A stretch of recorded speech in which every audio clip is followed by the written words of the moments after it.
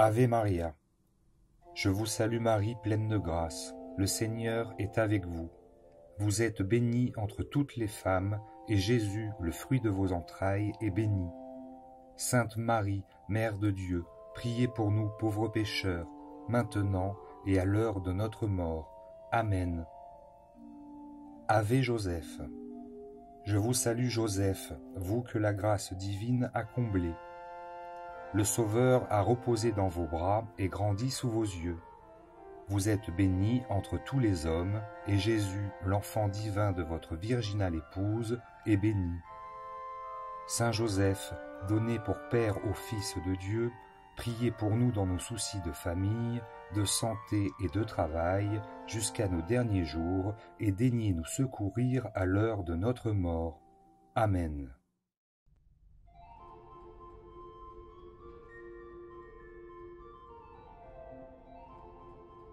C'est à deux faits miraculeux, reconnus par l'Église, que Cotignac doit sa célébrité et sa mission. Les 10 et 11 août 1519, sur le mont Verdaille, la très sainte Vierge Marie apparaît à Jean de la Baume, paysan de Cotignac, venu pour y bûcheronner. Elle se nomme et lui explique la raison de sa visite. « Je suis la Vierge Marie. Allez dire au clergé et au consul de me bâtir ici même une église sous le vocable de Notre-Dame de Grâce, et qu'on y vienne en procession pour y recevoir ces dons que je veux y répandre. » Marie portait l'enfant Jésus dans ses bras, lui, la source de toutes ses grâces. Saint Michel se tenait tout auprès. Saint Bernard accompagnait aussi la Vierge ainsi que Sainte Catherine d'Alexandrie. Le 7 juin 1660, Saint Joseph se montre à un berger, Gaspard Ricard, qui fait paître ses moutons aux environs du village de Cotignac, sur les pentes du Bessillon, et en cette journée très chaude souffre de la soif. Indiquant une pierre, il dit « Je suis Joseph ». Enlève-la et tu boiras. Je ne pourrai, répond Gaspard, elle est trop lourde. Il obéit cependant après une nouvelle injonction de Joseph et le roc bascule sans peine, découvrant une source abondante où il étanche sa soif. Et depuis ce temps, l'eau n'a cessé de couler.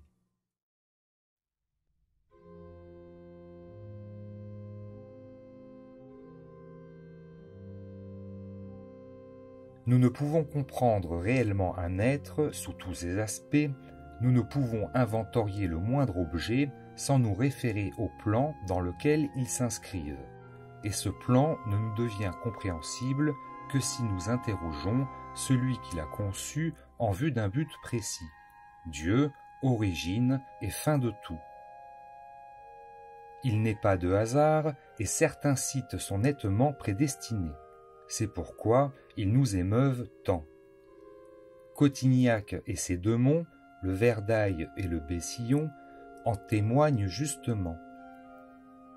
Le Bessillon s'élève à 808 mètres au-dessus de la Méditerranée et va s'inclinant de l'ouest à l'est sur 8 kilomètres jusqu'au Verdaille, qui n'a plus que 300 mètres d'altitude et s'arrondit avant de se confondre avec les terres labourables qui couvrent ses flancs. Ce coteau est couvert d'oliviers, de pins, de chênes verts qui lui ont valu son nom. Il se trouve à 500 mètres au sud-ouest du village de Cotignac, dans le Haut-Var. Marie, la première après Dieu, maintient sa préséance en se montrant sur le Verdaille 140 ans après Saint Joseph. Mais celui-ci, en se manifestant sur le Bessillon qui le domine de 500 mètres, semble y venir en qualité de protecteur. Ce n'est plus Marie qu'il protège, elle n'en a plus besoin. C'est l'Église et c'est aussi la France.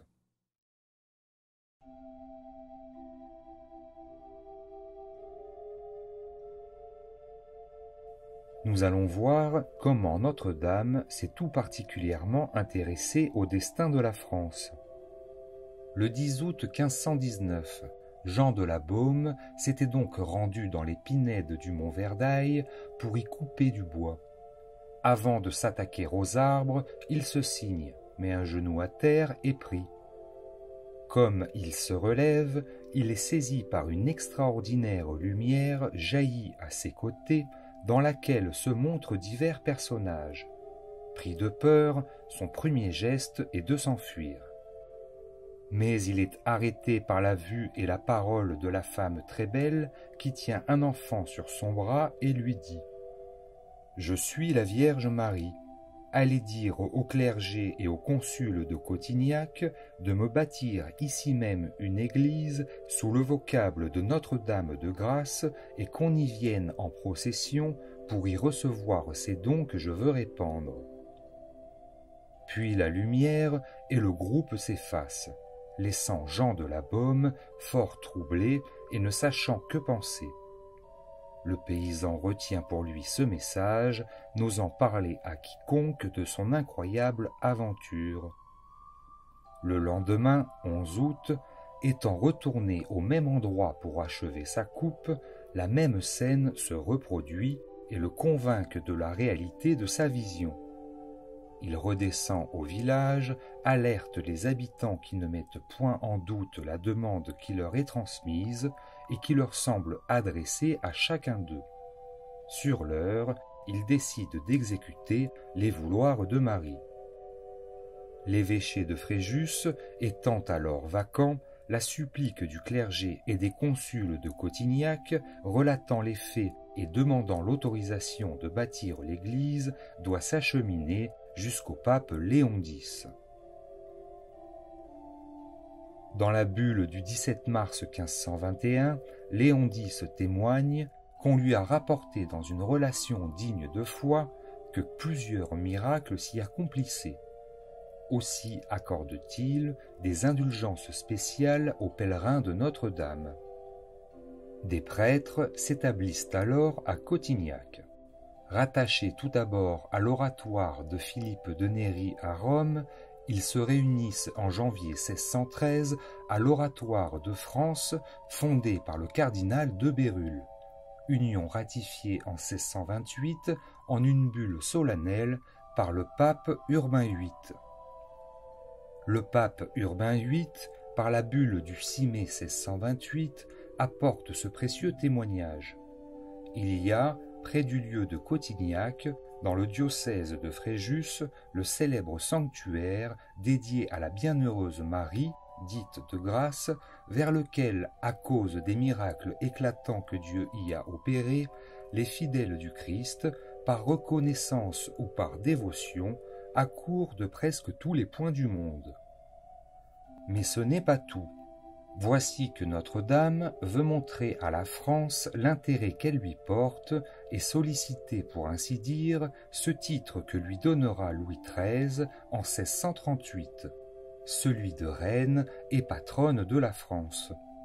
Quelle merveille que ce souci maternel de Notre-Dame penchée sur le problème majeur d'un peuple désireux d'être gouverné par un souverain de son choix.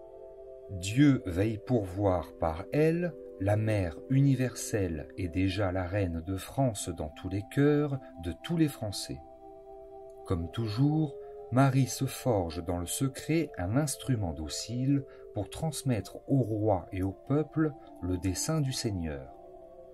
Elle le tient dans le silence et l'obscurité jusqu'au jour où il devra témoigner publiquement de sa mission. C'est Denis Antôme, le futur frère Fiacre. Quelle extraordinaire et sympathique figure que celle de ce Denis.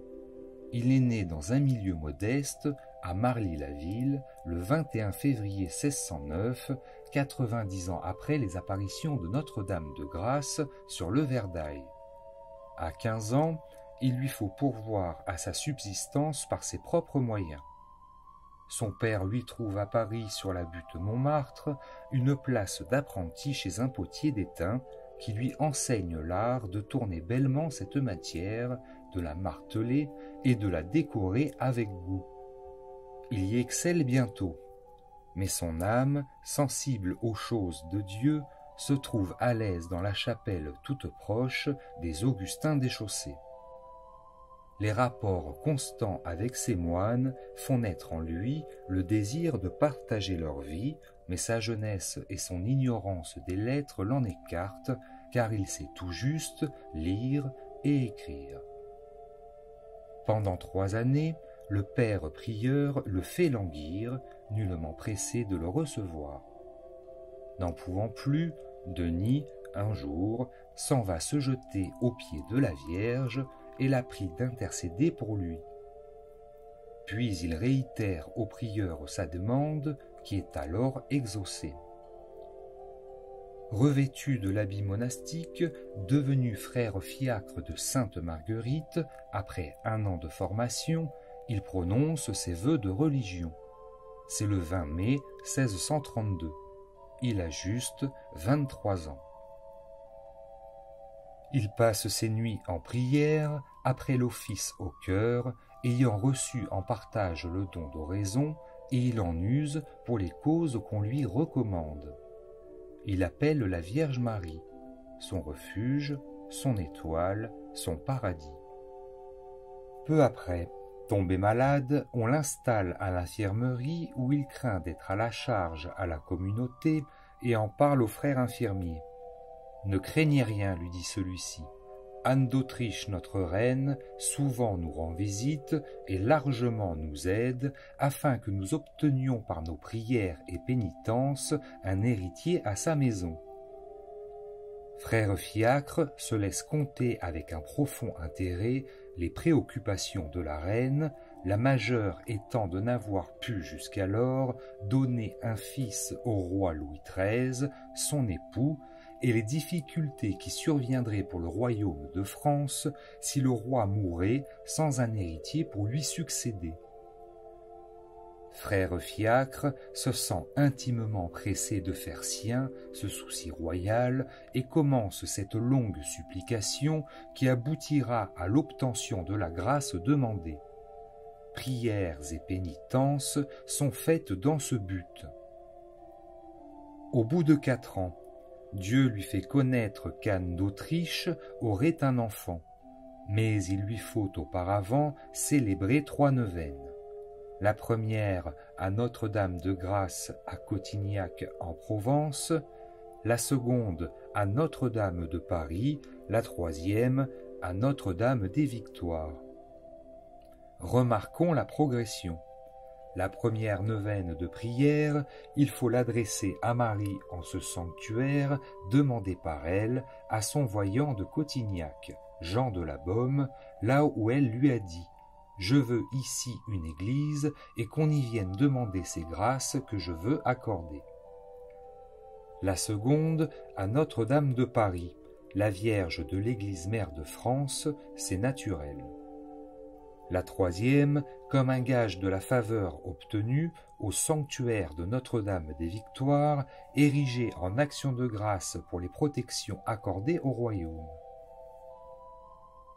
Frère Fiacre doit porter cette nouvelle à la reine et au roi, mais, en religieux soumis à son supérieur et à la clôture, il lui faut la permission de sortir et en fournir les raisons.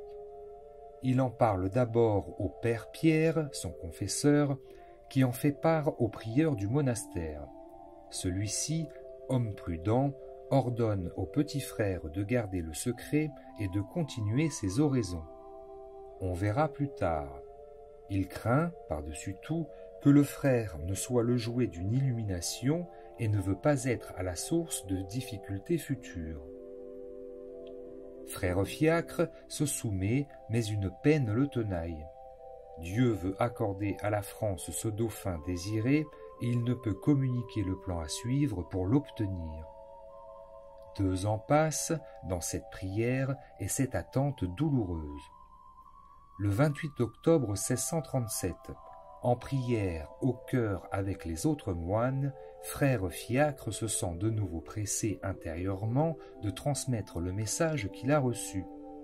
Il supplie le père Chrysostome, alors son confesseur, de faire savoir à la reine qu'il faut célébrer ces 3 neuvaines. Il dit sa souffrance de ne pouvoir accomplir l'ordre de Dieu.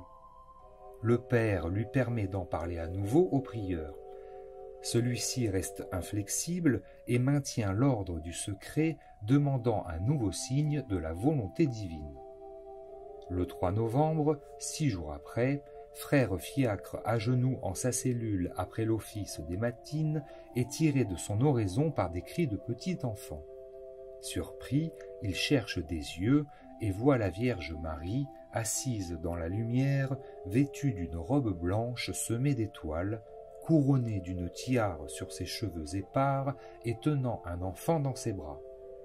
Frère Fiacre, rempli de crainte respectueuse, s'entend appeler. « N'ayez pas peur, je suis la mère de Dieu, et cet enfant est le dauphin que Dieu veut donner à la France. » Cette vision dure un quart d'heure, et le frère médite sur celle-ci quand, une seconde fois, la Vierge se montre avec l'enfant. Auprès d'elle se tient le Christ aux plaies glorieuses.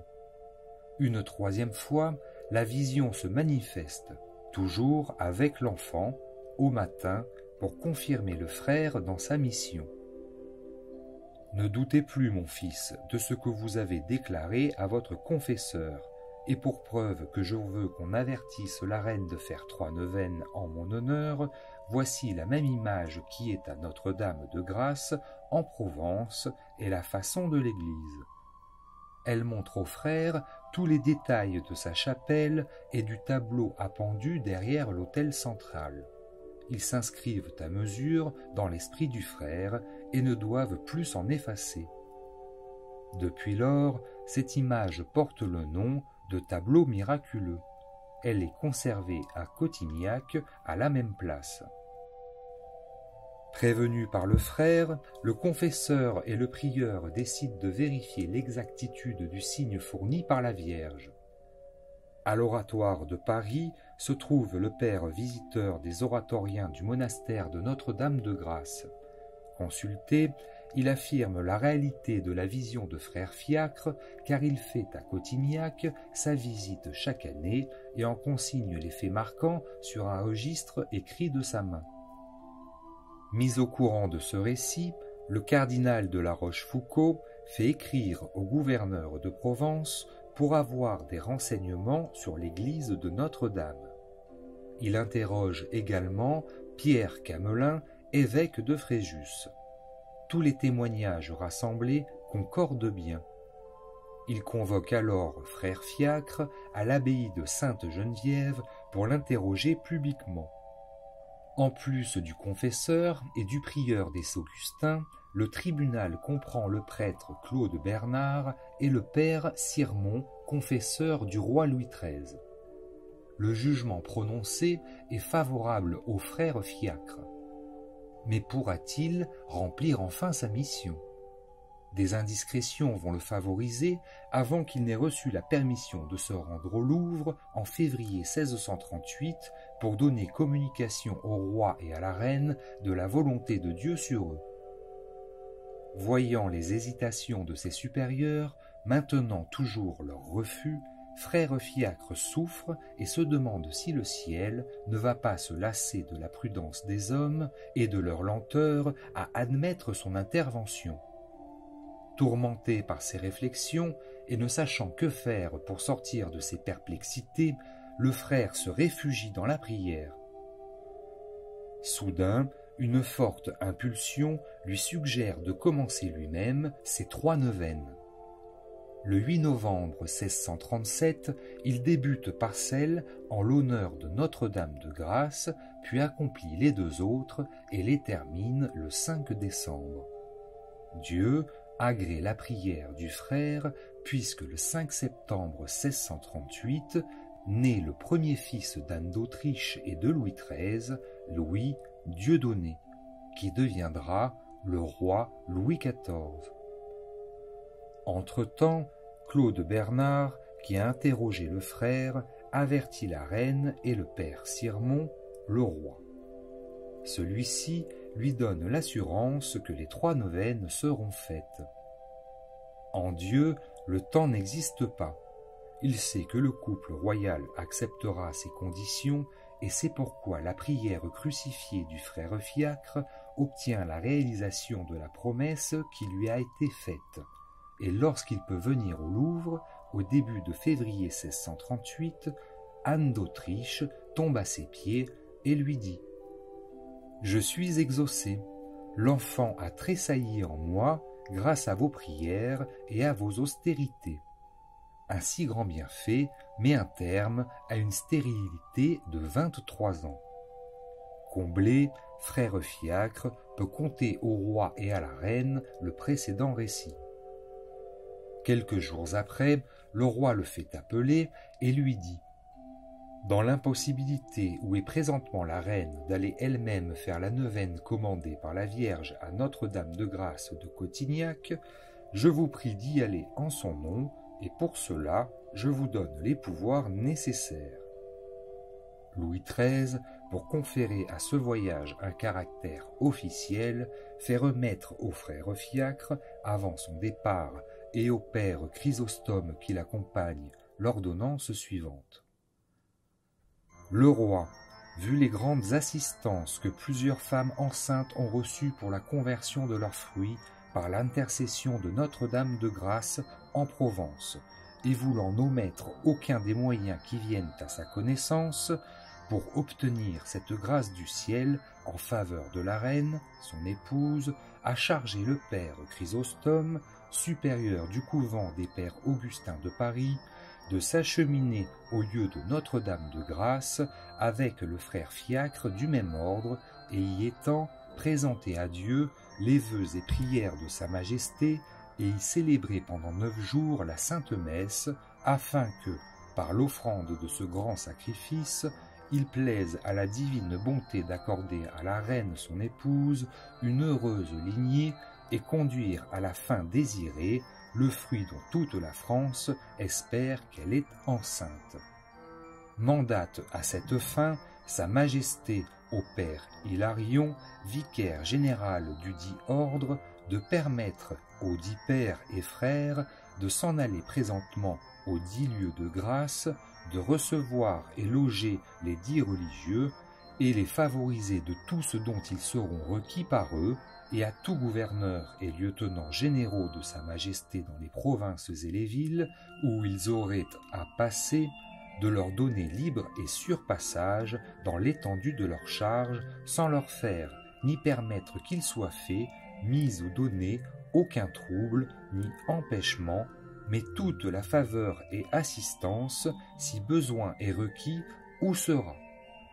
Fait à Saint-Germain-en-Laye, le 7 février 1638, signé Louis, et plus bas, Sublé.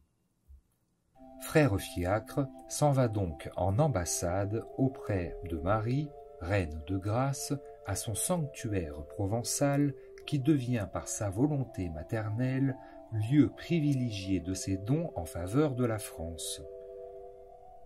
Louis XIII, persuadé qu'il doit à Dieu par l'intercession de Marie le don d'un successeur direct et la conclusion heureuse des graves affaires de son royaume, veut exprimer solennellement ses actions de grâce à Dieu et y associer tout son peuple. Quelques jours après le départ de frère Fiacre pour Cotignac, la déclaration du 10 février 1638, connue sous le nom de vœux de Louis XIII, est le témoignage et la conclusion de tant de biens reçus. À ces causes, nous avons déclaré et nous déclarons que prenant la très sainte et très glorieuse Vierge Marie pour protectrice spéciale de notre royaume, nous lui consacrons particulièrement notre personne, notre état, notre couronne et nos sujets, et nous avertissons le sieur archevêque de Paris, et néanmoins lui enjoignons que tous les ans, les fêtes et jours de l'Assomption, il fasse faire commémoration de notre présente déclaration à la grand-messe, qui se dira en son église cathédrale, et qu'après les vêpres du 10 jours, il soit fait une procession en la dite église, à laquelle assisteront toutes les compagnies souveraines et les corps de la ville, avec pareille cérémonie que celles qui s'observent aux processions générales les plus solennelles, ce que nous voulons aussi être fait en toute église, tant paroissiale que celle des monastères de la dite ville et faubourg, et en toutes les villes, bourgs et villages du dit diocèse de Paris. Exhortons pareillement les archevêques et évêques de notre royaume, et néanmoins leur enjoignons de faire célébrer la même solennité en leur église épiscopale et autres de leur diocèse, entendant qu'à la dite cérémonie, les cours de parlement et les autres compagnies souveraines et les principaux officiers des villes y soient présents, et d'avertir tous les peuples d'avoir une dévotion particulière à la Vierge, d'implorer en ce jour sa protection, afin que, sous une si puissante patronne, notre royaume soit à couvert de toutes les entreprises, qu'il jouisse longtemps d'une bonne paix, que Dieu y soit servi et vénéré si saintement, que nous et nos sujets puissions arriver heureusement à la dernière fin pour laquelle nous avons tous été créés, car tel est notre plaisir. Donné en Saint-Germain-en-Laye, le 18e jour de février de l'an de grâce 1638 et de notre règne, le 28. Signé Louis. Cette déclaration donne une belle idée de la foi de Louis XIII et de la confiance qu'il met en Marie. Ce royaume de France, qui lui est pleinement remis et à jamais, elle le garde et en reste la souveraine agissante. Frère Fiacre et son compagnon mettent près de 3 mois pour arriver à Cotignac. En bons pèlerins, ils font route à pied, s'arrêtant au passage dans les sanctuaires vénérés, disant bréviaires et chapelets.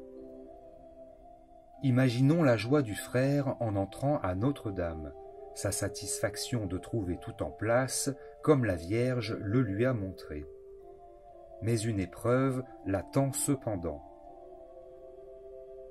Agenouillé au pied du maître-autel, après avoir adoré le Saint-Sacrement, il lève les yeux vers le tableau dont il garde le souvenir de tous les détails. Un tableau est bien là, mais il ne correspond pas à ce qu'il en connaît. Le frère se trouble et se met à pleurer. Le père qui l'avait introduit s'inquiète. « Qu'avez-vous » lui demande-t-il. « Hélas, je suis un visionnaire, j'ai trompé tout le monde. Quand la Vierge m'est apparue, elle m'a montré cette église, mais ce n'est pas le tableau qui s'y trouvait. »« Consolez-vous, lui répondit le père oratorien. Le tableau que vous cherchez a été descendu il n'y a pas longtemps. Venez à la sacristie et vous l'y trouverez. » Frère Fiacre peut alors donner libre cours à son action de grâce. Depuis lors, cette image, avons-nous écrit, porte le nom de tableau miraculeux et est conservée à Cotignac à la même place. Le premier enfant d'Anne d'Autriche, le dauphin promis à la France par la Vierge Marie, vient au monde le 5 septembre 1638 à Saint-Germain-en-Laye et reçoit le second nom de Dieudonné. La joie est grande dans le royaume. L'historien Honoré Bouche écrit « Bonheur d'autant plus grand qu'on l'attendait moins. Aussi est-ce un vrai miracle. Et quelque nom qu'on lui donne, aucun ne lui est plus convenable que celui de Dieudonné et celui d'enfant d'oraison et de Marie. » Louis XIII, en mourant, laisse à Anne d'Autriche la telle du royaume de France. Le jeune roi n'a que 5 ans. Pour attirer une plus ample protection de Dieu, elle consacre son fils à la Vierge Marie et mande de nouveau frère Fiacre pour l'envoyer en ambassade à Cotignac. Elle le fait venir et lui dit « Je n'ai pas oublié la grâce signalée que vous m'avez obtenue de la Sainte Vierge qui m'a donné un fils. J'ai fait faire un grand tableau où il est représenté à genoux, devant la Vierge, à qui il offre sa couronne et son sceptre. Je vous charge de le porter à Notre-Dame de Grâce, en Provence. Vous ferez à la Sainte Vierge mes très humbles actions de grâce, et vous la prierez de bénir mon fils. Mon trésorier vous remettra une somme d'argent dont vous ferez l'aumône aux pauvres dans le cours de votre pèlerinage. » Le père Victor fut chargé d'accompagner le frère. Mais sitôt que l'on sut à Paris que frère Fiacre retournait à Cotignac, les princes, princesses et seigneurs le chargèrent de toutes sortes de vœux. Chacun veut s'assurer de n'être point oublié auprès de Notre-Dame de Grâce, si puissante et si généreuse en son sanctuaire provençal. Partis le 5 mai 1644, ils y arrivent le 31 juillet. Anne d'Autriche parle souvent au jeune roi des circonstances merveilleuses de sa naissance. Elle lui fait connaître frère Fiacre et l'histoire de ses visions et prière pour lui et l'assistance toute particulière de Notre-Dame de Grâce en ces circonstances. Le jeune dauphin grandit avec le désir de connaître le lieu de l'élection de la Vierge des Grâces et d'y aller lui-même la remercier du don de la vie. Pendant les 3 mois qui séparent le traité des Pyrénées du mariage du roi avec l'infante Marie-Thérèse d'Espagne, la cour demeure dans le midi de la France et Louis XIV va en pèlerinage à Cotignac le 21 février 1660. Anne d'Autriche, le duc d'Anjou, son second fils, le cardinal Mazarin, la grande demoiselle, cousine du roi, accompagnent celui-ci, ainsi qu'un détachement de mousquetaires et une quarantaine de gendarmes qui constituent son escorte. Au bas du grand escalier, le carrosse royal s'arrête. Monseigneur Joseph Ondedey, évêque de Fréjus, les pères oratoriens, le clergé, les notables de la ville et des environs, et tout le peuple sont là pour accueillir le jeune roi et sa mère. Monseigneur célèbre la messe. Quelle émotion pour la reine et son fils de voir le tableau du chœur et la chapelle dans l'état décrit par la Vierge au frère Fiacre. Après l'office, un repas est servi au visiteur royal et à sa suite dans la vaste salle de communauté des pères oratoriens, le conseil municipal ayant tenu à en faire les frais. Les jeunes filles offrent dans des corbeilles ornées des fruits secs du pays et le fameux Cotignac, sorte de confiture de coin qui se vend à la criée dans les rues de Paris. Tous veulent approcher le jeune roi que la Vierge de Cotignac a donné à la France. En souvenir de ce pèlerinage solennel d'action de grâce, Louis XIV dépose sur l'autel son grand cordon bleu pour orner la statue de Notre-Dame, ainsi que l'anneau et le diamant qu'il porte au doigt. Si le règne de Louis XIV a été inauguré sous le signe de Notre-Dame, un autre protecteur va se manifester et partager avec Marie la charge spirituelle du royaume. Nous sommes au 7 juin 1660. Ce jour-là, l'infante Marie-Thérèse d'Espagne entre en France par la Bidassoa aux côtés de Louis XIV qu'elle va épouser, Louis Dieudonné, don de Dieu à la France, tandis que Saint Joseph descend à Cotignac où il fait jaillir une source miraculeuse. Gaspard Ricard, le berger en ce milieu d'une journée brûlante, se repose avec ses bêtes à l'ombre des arbres. Il est très éprouvé par la soif, car il a depuis longtemps épuisé sa gourde. Tout à coup, un homme surgit devant lui et montrant une roche, lui dit « Je suis Joseph, lève la roche et tu boiras. » D'un regard connaisseur, Gaspard évalue le poids de la roche et objecte. « Je ne pourrai, elle est trop lourde. » Mais le mystérieux visiteur réitère son ordre. Le pâtre obéit et il a la stupéfaction de faire basculer la roche au premier effort. Une eau vive se met à ruisseler.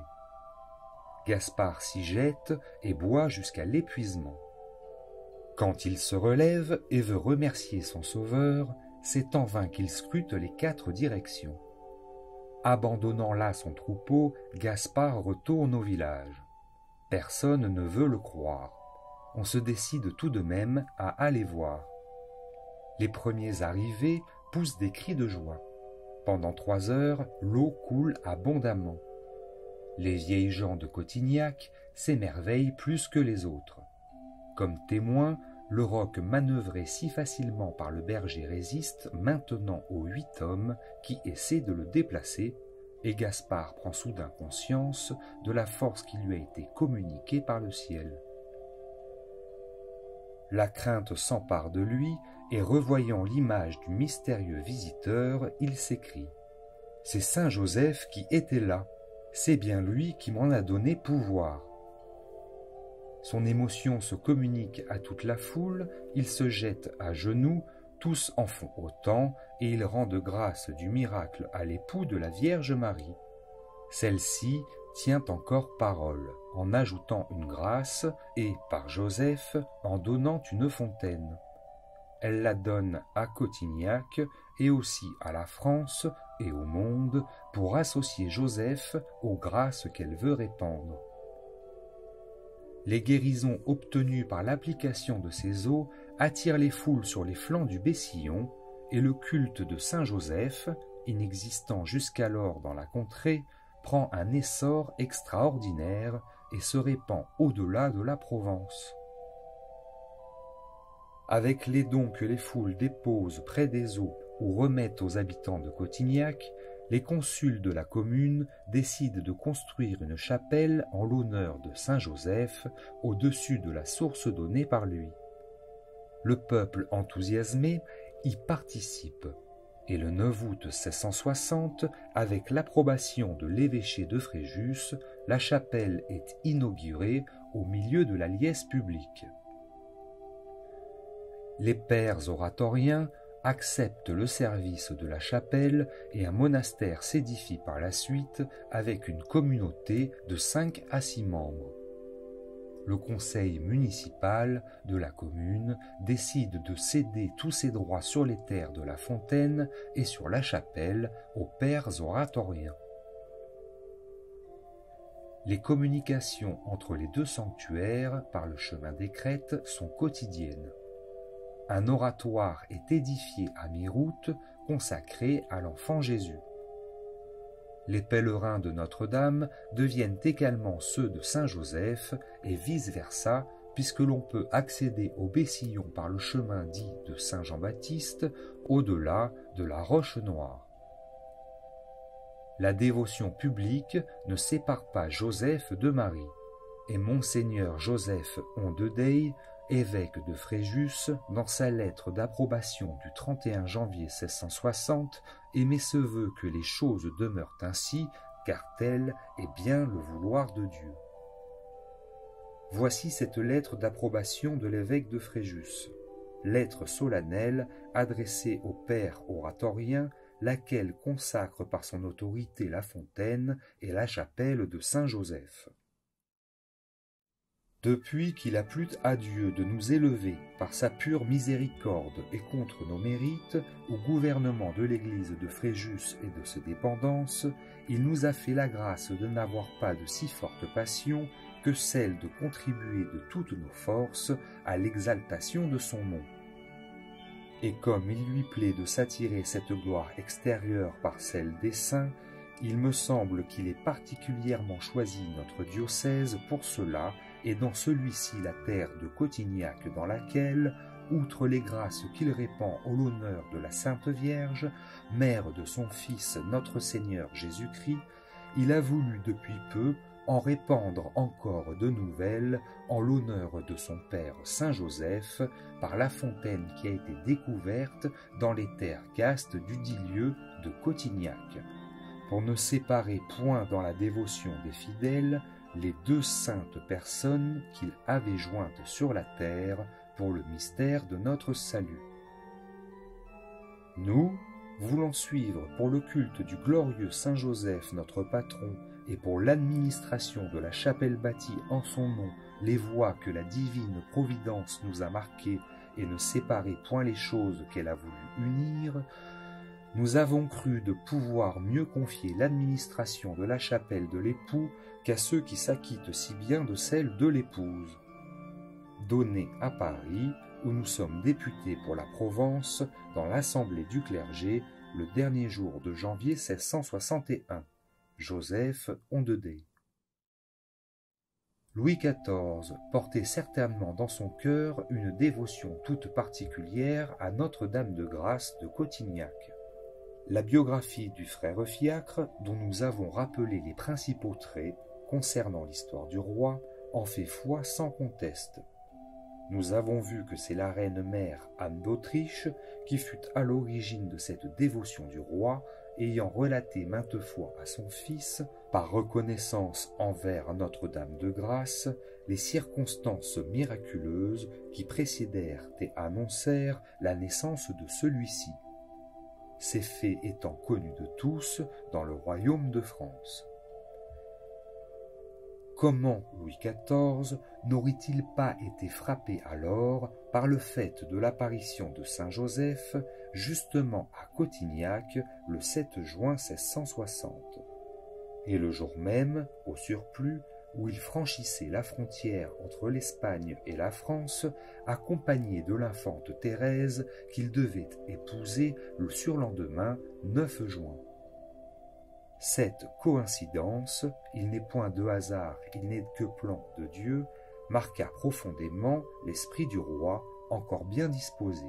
Nous en avons la preuve. En effet, dès l'année suivante, le 12 mars 1661, le roi Louis XIV, à la sollicitation d'Anne d'Autriche et de Marie-Thérèse, d'une part, invitait tous les évêques de France à faire chômer la fête du 19 mars. D'autre part, interdisait tout commerce et tous travaux en ce jour. Le surlendemain, 14 mars, les vicaires généraux du cardinal archevêque de Paris répondaient à l'invitation du roi en décrétant la célébration solennelle de la fête du 19 mars en l'honneur de Saint Joseph. C'est Bossuet lui-même qui nous rapporte ces faits, dans un sermon prononcé le 19 mars 1661 dans la chapelle des Carmélites de la rue Saint-Jacques, à Paris, en présence de la reine-mère Anne d'Autriche. Bossuet, en effet, après avoir magnifié la vie cachée et les vertus sublimes de l'époux de Marie et du père nourricier de Jésus, rend grâce au roi d'avoir voulu honorer publiquement Saint Joseph avec tant de solennité par les décisions que nous venons d'indiquer. Réponse à la fois au désir de son cœur et à celui de son peuple, l'apparition de Cotignac ayant entraîné dans la France entière tout un courant de dévotion envers l'époux de Marie, cet acte public et solennel du roi en l'honneur de Saint Joseph et cette invitation aux évêques de la France entière peuvent être interprétés à bon droit, semble-t-il, comme un geste préliminaire à la consécration du royaume de France à Saint Joseph, chef de la Sainte Famille. La chronologie des faits nous éclaire. Notre-Dame de Grâce apparaît à Cotignac le 10 août 1519. Elle apparaît à Frère Fiacre avec l'enfant Jésus, puis avec le Christ le 3 novembre 1637. Frère Fiacre termine ses 3 neuvaines à Notre-Dame le 5 décembre 1637. Louis XIII consacre le royaume de France à la Vierge Marie, Notre-Dame de l'Assomption, le 10 février 1638. Louis XIV naît le 5 septembre 1638, 9 mois après, jour pour jour, la fin des neuvaines par le frère Fiacre.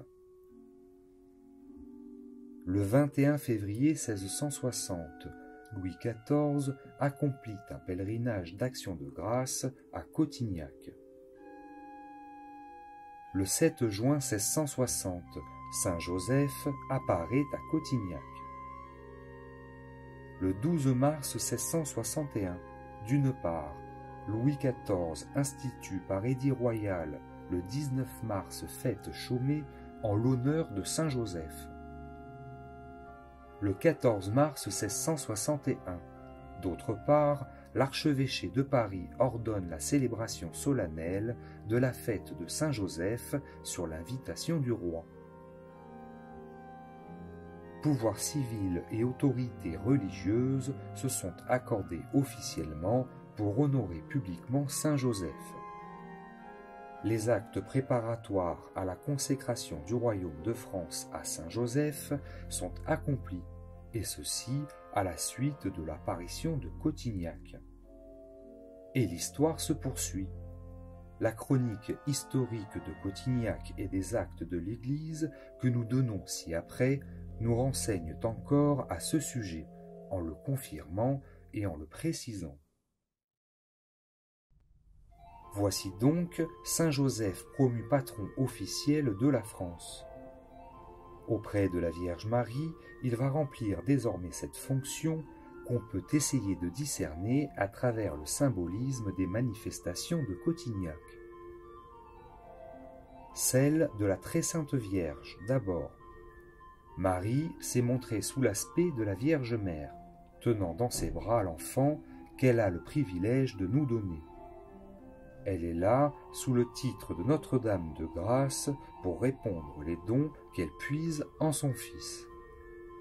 Auprès d'elle, Saint Michel, l'archange combattant qui est aux ordres de la Reine des Anges, l'ange de la foi et de la fidélité, vainqueur de Satan et protecteur de l'Église. Saint Bernard, premier abbé de Clairvaux, docteur de l'Église, défenseur de la doctrine, dont le principal titre de gloire est d'avoir chanté les grandeurs de Marie, inspirateur de croisades aussi. Sainte Catherine d'Alexandrie, enfin, dont la science inspirée, alliée à la sainteté, causa le martyre. Celle de Saint Joseph, ensuite. Joseph est le saint silencieux, inconnu et méconnu. Sa parole est simple, brève et précise. On sait que Marie souvent fait naître une source d'eau vive dans les lieux qu'elle choisit pour des pèlerinages et la prière, à Lourdes par exemple et ailleurs. À Cotignac, la Vierge a laissé à Joseph le soin de révéler la source d'eau vive, source de régénération qui symbolise le Christ. La soif de Gaspard, le berger, a une signification spirituelle. C'est l'humanité qui, pour vivre, a besoin de cette eau. C'est elle qui éprouve la soif de Dieu. Joseph donne au berger, pour libérer l'eau, une force qui n'est pas seulement musculaire. Gaspard, qui sait la roche trop lourde pour l'effort d'un homme, fait un acte de foi en lui obéissant. Ce rocher ne symboliserait-il pas le matérialisme qui tente d'écraser la religion de Jésus-Christ? L'intervention de Saint Joseph après celle de Marie s'étend par-delà la France à l'Église tout entière. De même que le Seigneur, dans son plan rédempteur, a voulu sauver par Saint Joseph la vie menacée de l'enfant Dieu, peu après sa naissance, et l'a constitué aux côtés de Marie son gardien et son protecteur, ainsi veut-il encore sauver, par Joseph et avec Marie, la vie menacée de l'Église, corps mystique du Christ, pour la conduire à son triomphe. Jésus, Marie, Joseph sont bien dans leur domaine à Cotignac. Saint cœur de Jésus, Marie, Joseph, répandez le feu de votre amour sur le monde entier et dans tous les cœurs. 10 et 11 août 1519. Apparition de Notre-Dame sur le Verdail à Jean de la Baume, portant l'enfant Jésus dans ses bras.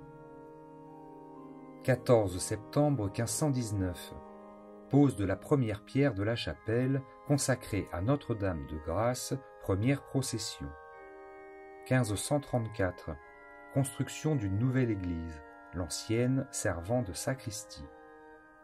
Novembre 1599. Demande de Rollin Ferrier, prieur, curé de Cotignac, à Saint-Philippe de Néry pour l'installation de l'oratoire à Notre-Dame. 21 février 1609. Naissance de Denis Antôme à Marly-la-Ville, aujourd'hui Marly-le-Roi, futur frère fiacre. 14 janvier 1615. Le père Todd voit le cardinal de Bérulle. L'union de l'oratoire de Cotignac à celui de Paris est décidée.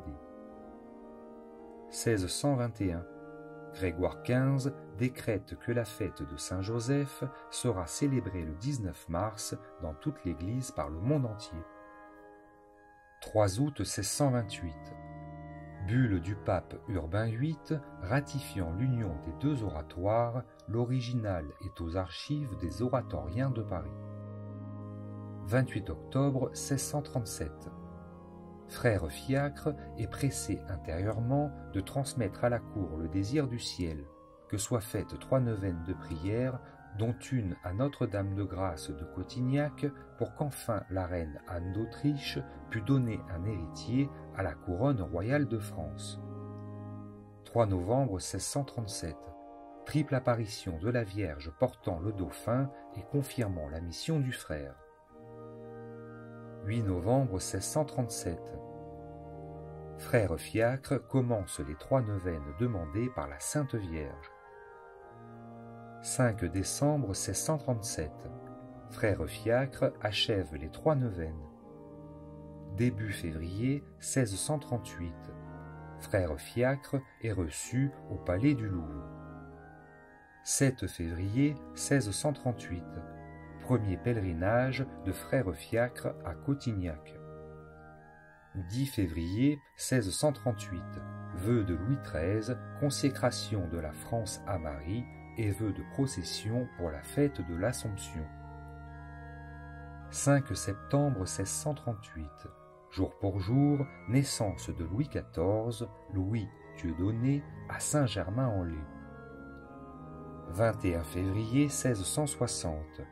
Pèlerinage d'Action de grâce de Louis XIV à Cotignac avec la Reine-Mère. 7 juin 1660.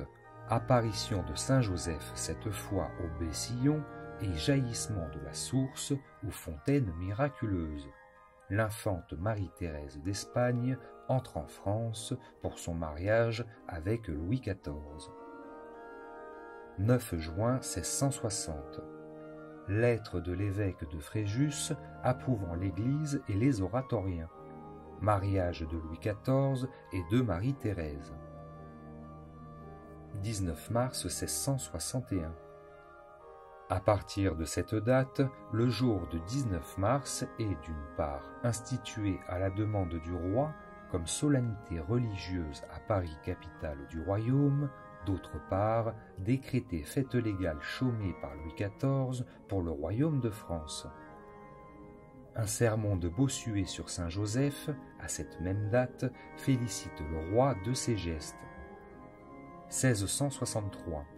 Dédicace d'une nouvelle chapelle de Saint-Joseph à Cotignac. Début juin 1689. Le Sacré-Cœur fait connaître à Sainte Marguerite Marie, à Paray-le-Monial, ses 4 demandes concernant la France afin de les communiquer à Louis XIV, le miraculé de Cotignac, pour qu'il les mît à exécution. Fin 1792, expulsion des oratoriens de Cotignac. 1812, restauration de Notre-Dame-de-Grâce. 1835, Monseigneur Gérard cède la chapelle Saint-Joseph, achetée par sa famille sous la Révolution, au conseil de fabrique de la paroisse. 22 juillet 1868. Vers cette date, le père Lataste, mort le 10 mars 1869, fondateur des Dominicaines de Béthanie, écrit au pape Pie IX qu'il a fait le sacrifice de sa vie pour obtenir que Saint Joseph soit déclaré patron de l'Église universelle et que son nom soit inscrit au canon de la messe. 8 décembre 1870. Proclamation de Saint Joseph, patron de l'Église universelle, par Pie IX, le pape de la Salette, dans son décret Quemad Modum Deus. 15 août 1889. Lettre encyclique Quamquam Pluris de Léon XIII en l'honneur de Saint Joseph, modèle des pères de famille et des travailleurs, illustrant les fondements théologiques du patronage de Saint Joseph. 19 août 1917. Quatrième apparition de Fatima. La Sainte Vierge annonce à Lucie, le dernier mois, octobre, Saint Joseph viendra avec l'enfant Jésus pour donner la paix au monde. 13 octobre 1917. Sixième et dernière apparition de Fatima. Témoignage de Lucie sur la vision de la Sainte Famille par les trois voyants. J'ai vu Notre-Dame du Rosaire revêtue d'un manteau bleu, recouvrant le blanc très brillant de sa robe et habillée d'un vêtement rouge, Saint Joseph ayant l'enfant Jésus sur les bras. 1919. Célébration du 4e centenaire de Notre-Dame des Grâces. 25 juillet 1920. Motu proprio, bonum sane de Benoît XV, demandant au peuple chrétien d'invoquer Saint Joseph pour la protection de l'Église militante. 19 mars 1937. Pie XI donne au monde sa lettre encyclique Divini Redemptoris sur le communisme athée, peste mortelle, Léon XIII, 1878, et place la grande action de l'Église catholique contre le communisme athée mondial sous l'égide du puissant protecteur de l'Église, Saint Joseph. 1er mai 1955. Décision de Pie XII instituant la fête de Saint Joseph artisan et la fixant au premier jour du mois de mai, consacré à Marie depuis 1815. 7 juin 1960. Tricentenaire de l'apparition de Saint Joseph. 19 mars 1961. Tricentenaire de l'institution du 19 mars comme fête chômée en l'honneur de Saint Joseph, acte initial de la consécration de la France à Saint Joseph. Et ce même jour, 300 ans jour pour jour après cette proclamation, lettre apostolique de Jean XXIII, Les Voci, les voix qui, proclamant Saint Joseph protecteur du deuxième concile du Vatican et proposant de donner à l'autel de Saint Joseph de la basilique Saint-Pierre une splendeur nouvelle. 8 décembre 1962.